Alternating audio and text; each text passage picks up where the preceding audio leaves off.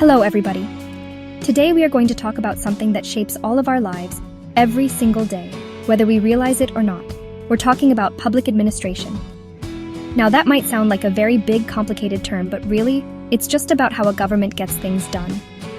It's about how your local council collects the rubbish, how a hospital is run, or how a country organizes its schools. The real magic happens when we start looking beyond our own back garden. This is where comparative public administration comes in, and it's a powerful idea. It's about learning by looking at how other people, in other towns and other countries, do things differently. It's a journey of discovery. Think about it like this. If you only ever ate one type of food your whole life, you would think that was the only way to eat. But once you travel, once you taste different dishes from around the world, your mind opens up. You might find a new spice you love or a new way of cooking that's healthier or faster. Comparative public administration is exactly like that. It stops us from thinking our way is the only way. By comparing how different governments work, we can find new ideas, learn from others' mistakes, and discover brilliant solutions to problems we all share, like healthcare, education, or keeping our communities safe. It's all about broadening our horizons. This process is not just for academics in dusty libraries. It has a real profound impact on our world. When a government wants to improve its services, where does it look for inspiration? It looks to its neighbors. It studies countries that have successfully tackled similar challenges. For example, if a nation wants to improve its public transport, it might study the systems in Japan or Germany. If it wants to reform its healthcare, it might look at how the NHS works in the UK or the systems in Canada. This sharing of knowledge is what helps societies to grow and to serve their people better. It's a global conversation about what works. So why does this matter to you right now, as a student? It matters because understanding these comparisons is like getting a backstage pass to how the world is run. It helps you to think critically about the news you hear and the policies you see being debated. It gives you the tools to ask smarter questions. Why does one country have free university education while another does not? Why is it easier to start a business in one place compared to another? The answers often lie in their different administrative systems. And understanding that, my friends, is the first step to becoming an informed, engaged citizen who can help shape a better future for everyone.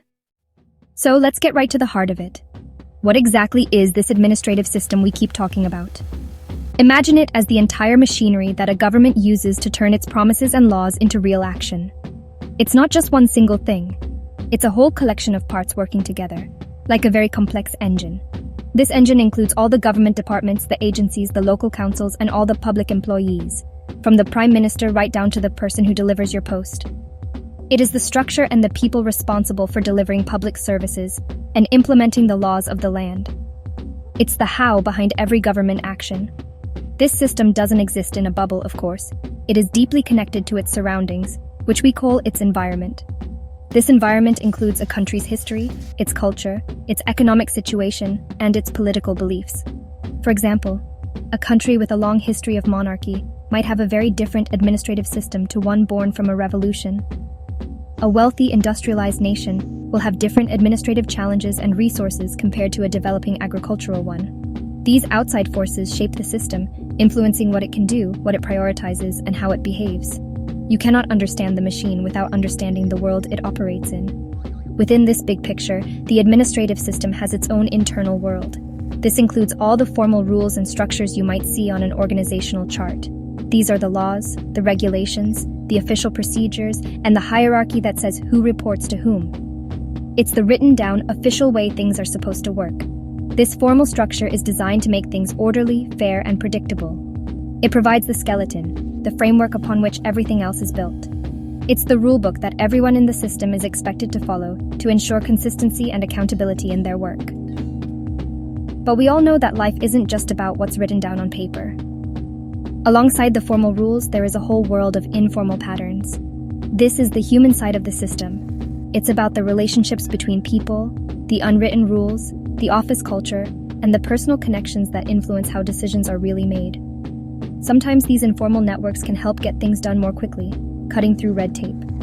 Other times, they can lead to problems like favoritism. Understanding an administrative system means you have to look at both the official blueprint and the real-life human interactions that bring it to life every single day. When we decide to compare these administrative systems, what exactly are we looking at?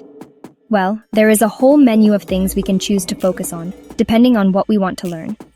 A great place to start is the system's environment, which we touched on earlier. Researchers can compare the historical, social, and economic contexts that shape public administration. For instance, how does the legacy of colonialism affect the administrative structures in countries in Africa compared to those in South America? How does a country's dominant religion or political ideology influence its public service values?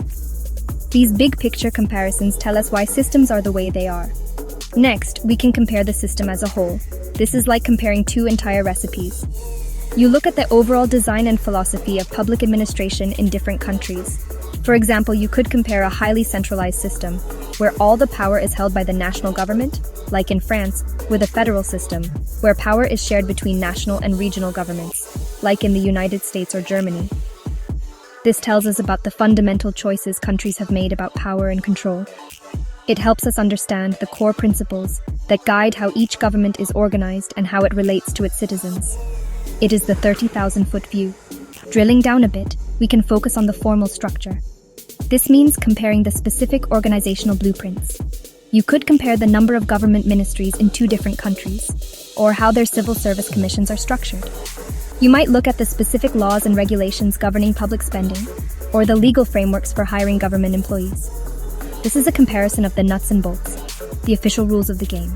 It's a detailed look at the skeletons of different systems, revealing how they are designed to function in a very practical and tangible way. Finally, we can compare the informal patterns and the people within the system. This is where it gets really interesting, because it's about human behavior. We could compare the levels of corruption or favoritism in different bureaucracies. We could study the role of individual civil servants and their attitudes towards the public. How much power does a mid-level manager really have in Japan versus in Italy? We can also compare performance and policy outcomes. Which country's system is better at delivering clean water or reducing unemployment? By comparing these human elements and results, we move beyond the theory and see how these systems actually work in practice and how they impact people's lives. Now, when researchers set out to make these comparisons, they can look through different lenses, focusing on different levels of detail.